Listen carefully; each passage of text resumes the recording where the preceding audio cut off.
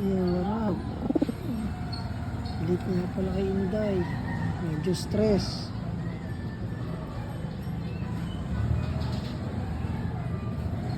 Alas 12 na na-release. Ang tanghali.